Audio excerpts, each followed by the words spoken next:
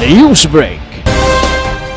300,000 pesos balor nga farm machinery na dawat sa mga mag-uuma sa Barangay Gala gikan sa DAR. Usa ka dakong lakang alang sa mas episyente og lig-on nga panginabuhian sa mga mag-uuma sa Barangay Gala, Osamis City.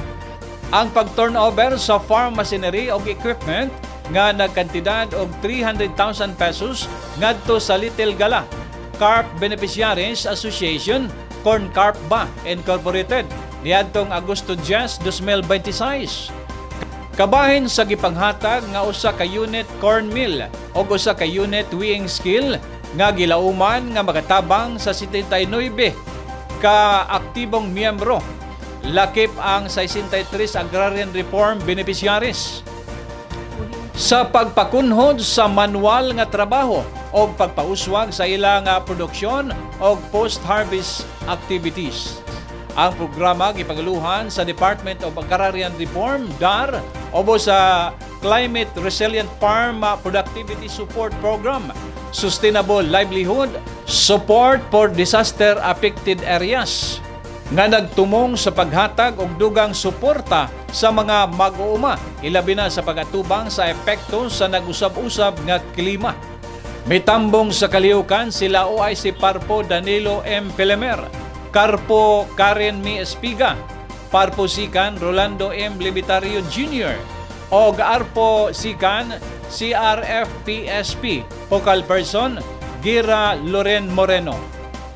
Gipresentahan usab ang kanunay Asenso Osamis Administration ni SK Federation President og City Councilor John Pel Duhay Lungsod, ese representante ni Mayor Norman Go Puentes, uban ni OIC City Agriculturist Paquito Gasal. Sa mensahe ni Mayor Puentes nga gidala pinaagi ni Councilor Duhay Lungsod, gipasiugda ang bug-os nga suporta sa City Government of Osamis sa mga mag-uuma og ang kamahinungdanon sa paghatag kanila og mga gamit, teknolohiya o oportunidad aron mas mapalambo ang produksyon o kita sa ilang pamilya. Gipasabot usab nga ang suporta sa syudad nahiuyon sa tumong sa kanunay Asenso Osamis nga mapalig-on ang agricultural sector o mahatagan og mas maayong kahimtang sa panginabuhi ang mga mag-uuma, pinaagi sa pakigtambayayong sa mga DAR, Department of Agriculture, Provincial Government o uban pang ahensya.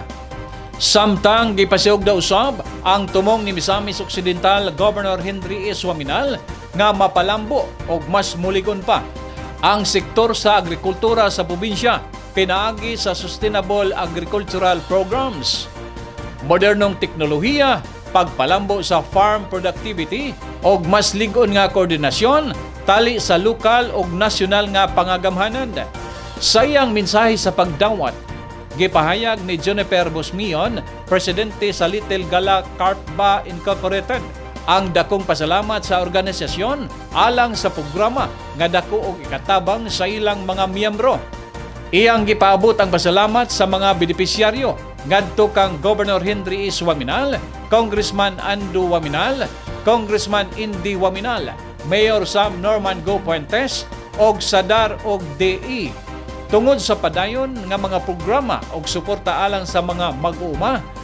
Matud pa ang bag-ong kagamitan, dili lamang ordinaryong makina alang sa mga benepisyaryo, kundi usa ka dugang oportunidad aron mapagaan ang ilang trabaho, mapauswag ang produksyon o magkabuot ang mas lig-on nga panginabuhian alang sa ilang mga pamilya. Gilauman nga pinaagi sa hustong pagkamit o pagdumala sa mga kagamitan, mas mapalambo sa Little Gala Carp Ba Incorporated ang ilang produksyon o mapadayon ang usa ka mas produktibo, lig-on og malungtarong agrikultura sa Barangay Gala.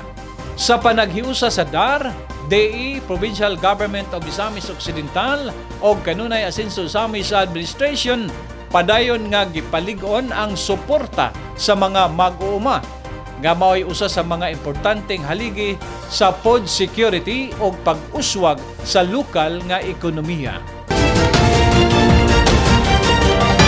One TV Newsbreak.